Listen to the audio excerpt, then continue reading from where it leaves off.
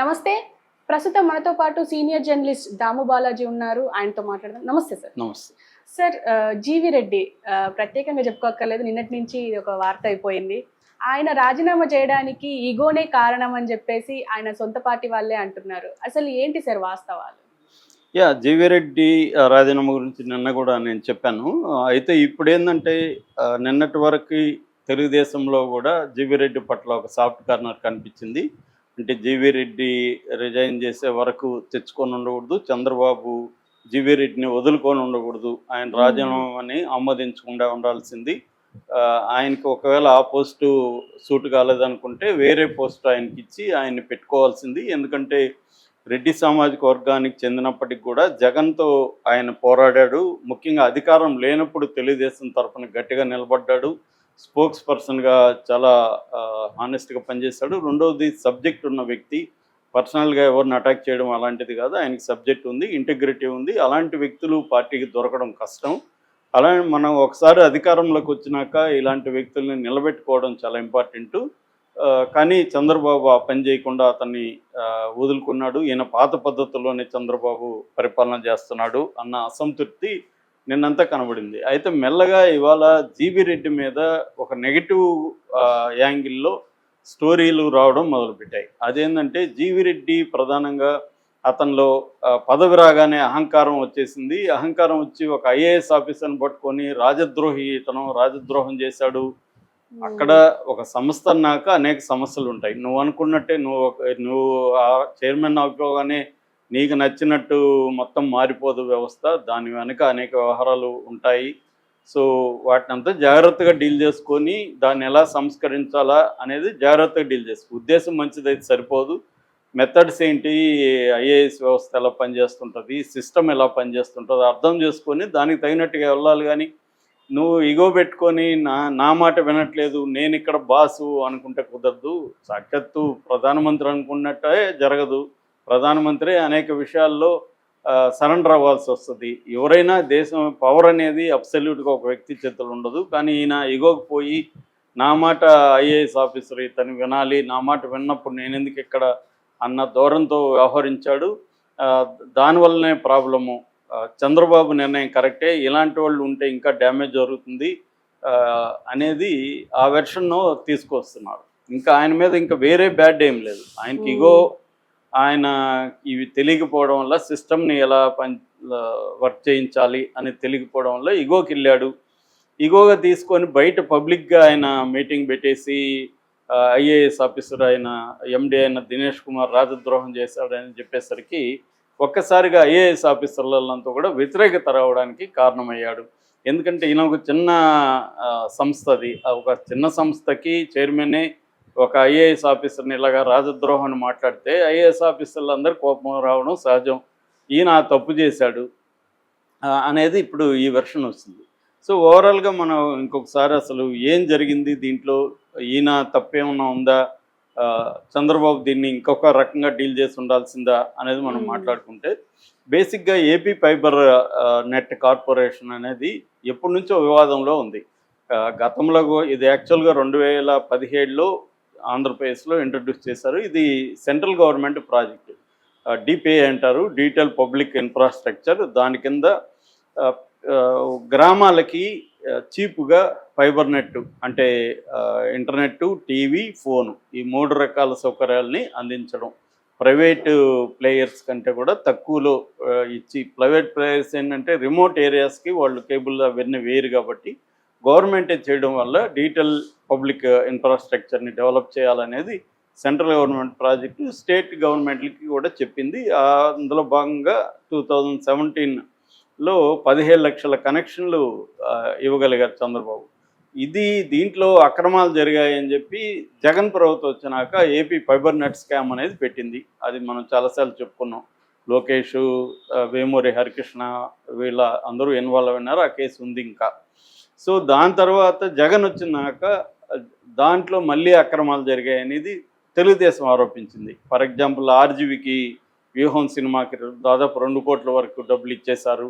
నిజానికి దానికి కొన్ని లక్షలు కూడా రాలేదు. అట్టనుకుంటే చాలా సినిమాలను కూడా దీంట్లో వేయచ్చు, సినిమాలను కూడా దీంట్లో వేద్దాం అనేది ఒక ప్రతిపాదన అనమాట. అది నిజానికి చిన్న ప్రొడ్యూసర్లకు మంచిదే కానీ రిలీజ్ రోజే దాంట్లో వేస్తే థియేటర్లో ఇంకెవరు చూడరు, అదొక ప్రాబ్లం ఉంది. థియేటర్లో చూడకపోయినా పర్లేదు అనుకునే ప్రొడ్యూసర్లు ఉన్నప్పుడు, దీనికి కానీ కొంత డబ్బులు వస్తుంది అనుకున్నప్పుడు చిన్న ప్రొడ్యూసర్ మంచిదే, కానీ ఎవరికి జరగల, ఒక్క ఆర్జీవికి తప్ప. అది కూడా వ్యూహం జగన్ మీద తీశాడు కాబట్టి జరిగింది. సో ఇది బయటకు వచ్చింది. దాని తర్వాత వీళ్ళు అధికారంలోకి ఫామ్ అయినాక కూడా చంద్రబాబు దీని మీద విజిలెన్స్ కమిటీ వేశాడు. విజిలెన్స్ కమిటీ కూడా దీంట్లో అనేక అక్రమాలు ఉన్నట్టుగా బయటపెట్టింది. దాని తర్వాత ఈ సంస్థకు జీవీ రెడ్డిని చైర్మన్గా చేశాడు చంద్రబాబు. జీవీ రెడ్డి వచ్చిన తర్వాత ఇందులో దాదాపు 410 మంది ఉద్యోగుల్ని జగన్ అక్రమంగా తన మనుషుల్ని పెట్టేశాడు. తనకి ఎవరెవరు తన పార్టీ వాళ్ళకి అందరికి ఉద్యోగాలు ఇచ్చేశాడు అని చెప్పి వాళ్ళందరినీ నేను తీసేస్తున్నానని ఫస్ట్ అది వివాదం స్టార్ట్ అయింది. అంటే సడన్గా వచ్చి 410 మంది ఉద్యోగులను ఒక్కసారిగా తీసేయడం అంటే అది గవర్నమెంట్తో డిస్కస్ చేయాలి. దానికి ఏంటంటే ఒక మినిస్టర్ ఉంటారు, పేషి ఉంటుంది, చీఫ్ సెక్రటరీలు ఉంటారు. ఇవి ఒక పవర్ అనేది అబ్సల్యూట్గా నువ్వు చైర్మన్ అయినంత మాత్రాన నువ్వేందంటే మొత్తం మిషనరీలో నువ్వు ఒక నట్టు బోల్ట్కి తప్ప అదేమి ఇండిపెండెంట్ వ్యవహారం కాదు. సో మొత్తం గవర్నమెంట్లో అనేక నిచ్చెన వ్యవస్థలు ఉంటాయి, ప్రోటోకాల్స్ ఉంటాయి, వ్యవస్థలు ఉంటాయి. మనం ఒక దాన్ని నిర్ణయం తీసుకున్నప్పుడు దీన్ని ఎలా అమలు చేయాలి, అసలు ఈ నిర్ణయం కరెక్టా కాదా, నిర్ణయాన్ని అమలు చేయాలా అనేది నువ్వు చర్చించాలి. అవేమీ లేకుండా ఈయన అనౌన్స్ చేసేసాడని చెప్తున్నారు. ఈయన ఉద్దేశం మంచిదే, ఐడియాలజం ఉంది. గత ప్రభుత్వం అన్యాయాల్ని, గత ప్రభుత్వంలో జరిగిన అక్రమాలని నేను మార్చాలనేది తన ఉద్దేశం. చంద్రబాబుదైనా లోకేష్దైనా అదే ఉద్దేశమే. జగన్ ప్రభుత్వంలో అనేక అక్రమాలు జరిగాయి కాబట్టి మార్చాలని. కానీ అది అంత ఈజీగా అయిపోయే పని కాదు ఎప్పుడైనా కూడా. అట్లయితే ప్రతి ఒక్కరూ మార్చేసేవాళ్ళు 4 ఏళ్లలో 5 ఏళ్లలో. అంత ఈజీ కాదు. ఇప్పుడు ట్రంప్ లాంటి వాడే పవర్ఫుల్ అనుకుంటే అతని నిర్ణయాలు ఏవి అమలు కావట్లేదు. ఎందుకంటే అక్కడ కూడా వ్యవస్థలు ఉంటాయి.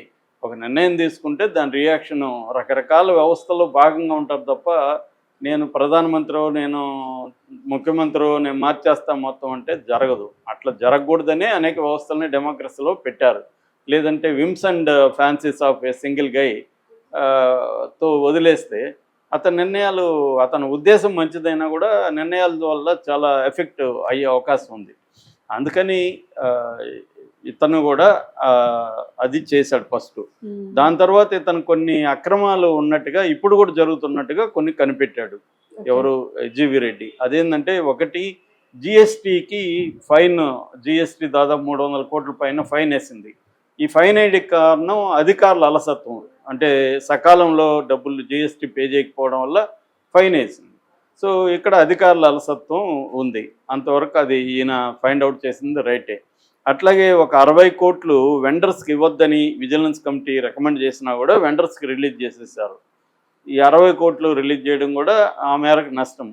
సో ఒకటి ఉద్యోగుల్ని తీసేసినా కూడా వాళ్ళకు జీతాలు ఇస్తూనే ఉన్నారు. దాదాపు 1,50,00,000 జీతాలు ఇచ్చారు ఈ 410 మందికి.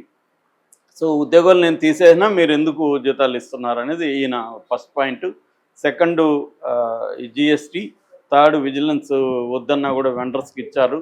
సో ఓవరాల్గా అవినీతి, అక్రమాలు జరుగుతున్నాయి. నేను చెప్పిన మాట ఎండి వినట్లేదు. ఎందుకంటే ఎప్పుడైనా బ్యూరోక్రసీ అనేది పొలిటికల్ పవర్కి లొంగే ఉంటుంది ఎక్కడైనా కూడా. ఇప్పుడు చంద్రబాబు ఉన్నాడు, సిఎస్ చంద్రబాబు కింద పనిచేయాల్సింది తప్ప సిఎస్ కింద చంద్రబాబు పనిచేయడు. చంద్రబాబు చెప్పింది సిఎస్ అమలు చేయనప్పుడు చంద్రబాబు సిఎస్ని తీసేస్తాడు. తీకపోతే పని జరగదు. కాకపోతే ఏంటంటే కొన్ని విషయాల్లో సిఎస్ లాంటి వాళ్ళు అనుభవం ఉంటుంది కాబట్టి, అనుభవం లేని వాళ్ళు వచ్చినప్పుడు, చంద్రబాబు అంటే అనుభవం ఉంది కాబట్టి సిఎస్ లాంటి వాళ్ళు కూడా గట్టిగా ఆయనతో మాట్లాడలేరు, ఏదైనా ఉంటే చెప్పగలరు. కానీ అనుభవం లేని జగన్ అనుకో, జగన్ కొత్తగా వచ్చాడు, అప్పుడు చాలా సిఎస్లు చెప్తారు, సార్ ఇలా చేస్తే ఈ ప్రాబ్లమ్స్ వస్తుందండి ఇదండి. అప్పుడు జగన్ ఆలోచించాలి, మామూలుగా ఇంత సీనియర్ చెప్తున్నాడు అని వాళ్ళకి కొంతమంది ఏంటంటే నేను కదా సీఎం, ఇతనేం చెప్తాడు అనుకునే అవకాశం ఉంది. మోడీ మీద కూడా విమర్శలు ఉన్నాయి. మోడీ బిగినింగ్లో సెక్రటరీలను అంతా కూడా ఫాలో అయ్యేవాడు, వాళ్ళు మాట్లాడినిచ్చేవాడు. తర్వాత అసలు వాళ్ళ అభిప్రాయాలు అడగడం మానేశాడు. ఎవరైనా చెప్తే కూడా వాళ్ళ మీద కక్ష పెట్టుకోవడం ఇవన్నీ జరిగాయి. దాంతో ఎవరో కూడా చెప్పడం మానేశారని ఆయన దగ్గర పనిచేసిన ఐఏఎస్ ఆఫీసర్లు బుక్లు కూడా, పుస్తకాలు కూడా రాశారు. అలాగా ఈయన కూడా ఏంటంటే ఇప్పుడు తను కొన్ని నిర్ణయాలు తీసుకున్నాడు. ఆ నిర్ణయాలు ఎండి కానీ మిగతా ఆయన కొంతమంది పేర్లు చెప్పాడు. CTO chief technical officer Satyarama Bharadwaj ఒక పేరు, రెండోది బిజినెస్ హెడ్ జి సురేష్, దాని తర్వాత procurement assistant manager Shashank Haider Khan. ఈ ముగ్గురు కూడా తన మాట వినలేదని. అంటే మనకు ఓవరాల్గా అర్థమయ్యేది ఏంటంటే ఒక పొలిటికల్ హెడ్ చెప్పిన ఆయన తీసుకున్న నిర్ణయాల్ని ఐఏఎస్ ఆఫీసర్లు కావచ్చు లేకపోతే బ్యూరోక్రాట్ కావచ్చు వీళ్ళు అమలు చేయలేదు. ఇది క్రైసిస్. దీన్ని ఎలా సాల్వ్ చేయాలి అనుకున్నప్పుడు ఫస్ట్ ఓపిక ఉండాలి. అంటే మనం చెప్పిందే జరగాలి. ఏ వ్యవస్థలైనా ఇప్పుడు మన ఛానల్లో ఉంది, ఛానల్ హెడ్ అనుకున్నవే జరగవు ఇక్కడ. ఆయన అనుకోవచ్చు కానీ అనేక సమస్యలు ఉంటాయి. సో ఆయన చర్చించి దీన్ని ఎందుకు జరగలేదు ఏంటి సమీక్షించుకొని కొన్ని అభిప్రాయాలు తెలుసుకొని వెళ్తూ ఉండాలి. అట్లాగా ఈయన చేయడంలో ఫెయిల్యూర్ కనిపిస్తుంది. ఈయన వైపును కూడా కొంత దాని ఏమంటారు నిజాయితీ వల్ల వచ్చే పొగరు కూడా ఉంటుంది. సో నేను ఒక సీనియర్ ఐఏఎస్ ఆఫీసర్ని ఒకసారి ఇదే అడిగాను. ఆయన సిన్సియరు, ఆనెస్టు, ఆయన కలెక్టర్గా చాలా జిల్లాలు పనిచేశాడు, మంచి పేరుంది. ఆయన అనేక వ్యవస్థలను మార్చాడనే పేరుంది. ఆయనతో మాట్లాడినప్పుడు మీరు కరప్ట్ ఆఫీసర్లతో ఎలా డీల్ చేశారని అడిగాను. నేను వాళ్ళ జోలికి వెళ్ళలేదని చెప్పాడు. ఎందుకంటే వాళ్ళ జోలికి వెళ్తే మనల్ని పనిచేయనీరు వాళ్ళు. సో వాళ్ళ కరప్ట్ ఆఫీసర్ని ఇండైరెక్ట్గా డీల్ చేయాలి తప్ప డైరెక్ట్గా వాళ్ళతో ఢీ కొనకూడదు అనేది ఆయన చెప్పాడు. That is called maturity. అంటే వ్యవస్థలో నువ్వు ఒక్కసారిగా సినిమాలు చూసేసి నేను కరప్షన్ మార్చేస్తానంటే కుదరదు కదా. It is deep rooted problem. దానివల్ల దాన్ని నువ్వు ఎప్పుడైతే ఢీకొంటావో నీకు వ్యతిరేకత వస్తుంది, నువ్వు అసలుకే మోసం వస్తుంది. ఇప్పుడు జీవీ రెడ్డి చేసిందే తప్పు అయితే ఏదైతే ఉందో అతనికి అనుభవరాహిత్యం కావచ్చు, నిజంగా కొంత ఈగో కూడా ఉండొచ్చు. ఏదేమైనా అతని నిర్ణయాల్లో తప్పు అయితే కనిపిస్తుంది. తప్పు అంటే ఇక్కడ ఆయన జాగ్రత్తగా డీల్ చేసి ఉంటే కొంత టైం తీసుకొని మెల్లగా దీన్ని ఎలా డీల్ చేయాలి ఏంటి ఇది ప్రతి చోటు ఉంటుంది. ఇప్పుడు సినిమాలో డైరెక్టర్కి కెమెరామెన్కి పడకుండా ఉంటుంది. మనం ఏమనుకుంటాం డైరెక్టర్దే అన్నీ అనుకుంటాం, కానీ చాలా చోట్ల కెమెరామెన్ డిసిషన్లే ఉంటాయి. డైరెక్టర్ చెప్పింది కెమెరామెన్ వినడం, కెమెరామెన్ చెప్పింది ఇంకొకరు వినకపోవచ్చు, సో ఆర్టిస్ట్ వినకపోవచ్చు. ఇలాగా ఉంటాయి. పవర్ అనేది ఒకే అబ్సల్యూట్గా ఉండదు. దాంతో జాగ్రత్తగా కెమెరామెన్ అర్థం చేసుకుని దాన్ని ఎలా డీల్ చేసుకుంటూ మనం సినిమా తీయాలని డైరెక్టర్ ఆలోచించాలి. కానీ పబ్లిక్ మీటింగ్ పెట్టి కెమెరామెన్ ఎలా చేస్తున్నాడని చెప్తే ఏమవుతుంది? అదే జరిగింది. సో ఇతను పబ్లిక్ మీటింగ్ పెట్టి రాజద్రోహం స్థాయిలో మాట్లాడాల్సిన అవసరం లేదు. ఇదేమి రాజద్రోహం కాదు కదా. రాజద్రోహం అనే పదమే రాంగ్ పదం. ఇక్కడ ఎవరు రాజులు లేరు. సో అది ఇతని చేసింది. దాంతో చంద్రబాబు దీన్ని ఎలా డీల్ చేశాడు అనే దగ్గర క్యాడర్ ఎందుకు హర్ట్ అయ్యారంటే ఇతను సిన్సియరు, మనతో పనిచేశాడు, అతనికి అనుభవం రాహిత్యం వల్ల కొన్ని నిర్ణయాలు ఇలా చెప్పుండొచ్చు. అతన్ని పిలిచి మాట్లాడి నీ సమస్య ఏంటి, దాన్ని ఎలా డీల్ చేయాలి, దానికి ఏదైనా అప్పగించి ఒక సెక్రటరీనో ఎవరినో చేసునుంటే బాగుండు చంద్రబాబు. కానీ ఆయన ఐఏఎస్ వాళ్ళ ప్రెజర్కి తలొగ్గి పార్టీలో ఉండే మంచి వాళ్ళని ఇలా పోగొట్టుకోవడం కరెక్ట్ కాదనేది పార్టీ వైపు నుంచి విమర్శలు. అది కూడా కరెక్టే. చంద్రబాబు మీద ఎక్కువగా ఈ సంఘటననే కాదు, అనేక సంఘటనలో చంద్రబాబు మీద తెలుగుదేశం వాళ్ళకి అసంతృప్తి రోజు రోజు పెరుగుతుంది. ఎందుకంటే ఈయన మళ్ళీ పాత పద్ధతిలో ఐఏఎస్ ఐపీఎస్ వాళ్ళ మాట వింటున్నాడు అని. ఈయన బయట పెట్టాడని ఈయన మీద నిర్ణయం తీసుకున్నారు. పవన్ కళ్యాణ్ మీద తీసుకోగలరా? పవన్ కళ్యాణ్ అనేక సార్లు మాట్లాడుతున్నాడుగా. ఐఏఎస్ ఆఫీసర్లను విమర్శించలేదా? ఐపీఎస్ వాళ్ళని విమర్శించలేదా? ఇదే పవన్ కళ్యాణ్ సాక్షాత్తు మినిస్టర్లను తప్పు పట్టలేదా? మరి ఆయన ఏమన్నా మీతో చర్చించాడా? పబ్లిక్గా పోయి చేస్తున్నాడు కదా, ఆయన కంట్రోల్ చేయలేరు కదా మీరు. ఇక్కడ మళ్ళీ బలయ్యేది చిన్నవాళ్లే కదా అన్న విమర్శ ఉంది. కరెక్టే.